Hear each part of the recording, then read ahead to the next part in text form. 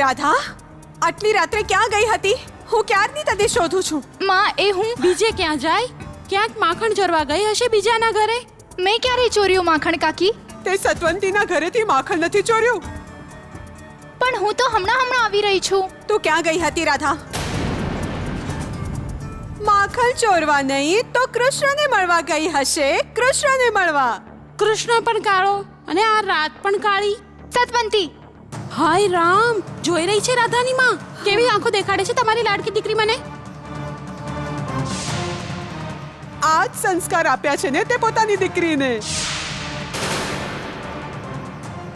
જો સંસ્કાર આપ્યા હોત ને તો આવી રીતે સ્વયંથી મોટાઓનું અપમાન ન કરત. હા, અને અંધારામાં કોઈ પારકા પુરુષને મળવા ન ગઈ હોત. કૃષ્ણ કોઈ પારકો પુરુષ નથી કાકી.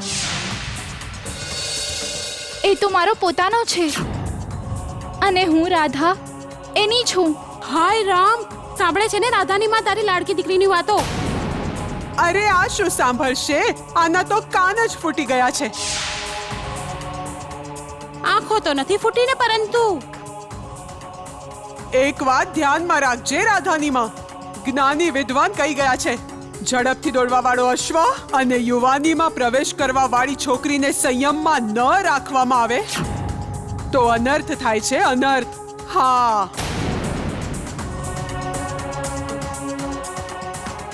રાધા,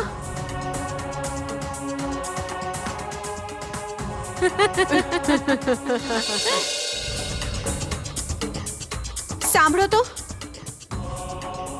જુઓ ને, ભોજનનો સમય થઈ ગયો છે અને કાનો હજી નથી આવ્યો. આવી ગયો મૈયા. જુઓ આપનો વાલો કનૈયો આવી ગયો. મૈયા, ભૂખ લાગી છે. એકલા જ આવ્યા છો?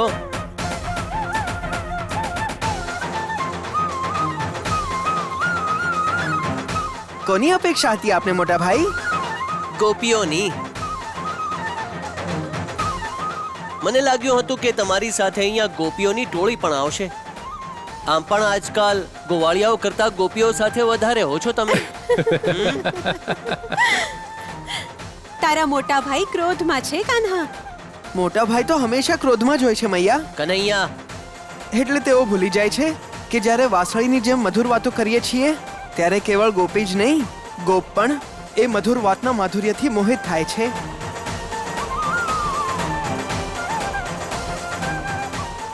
પ્રેમ દરેક જણને જીતી લે છે ભાઈ.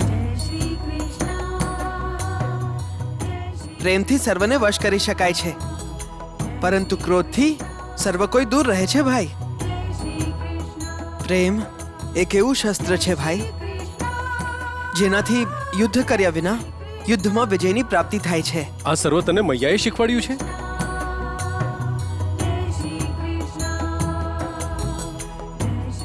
મોટા ભાઈ, હાથમાં ગદા ના પકડો, વાસળી પકડો અને પછી જુઓ, ગોપીઓની ટોળી તમારી સાથે હશે.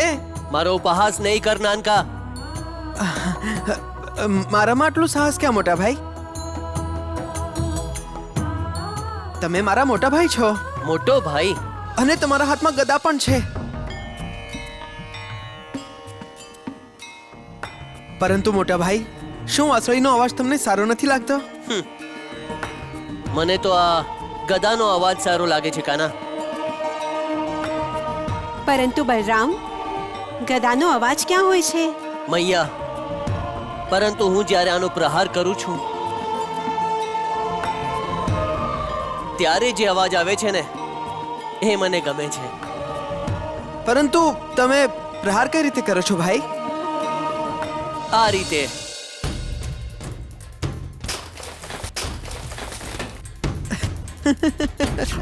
અરે બલરામ,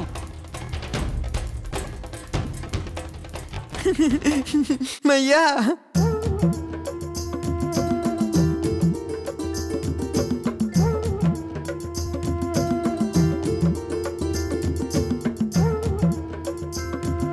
કાન્હા, બલરામ,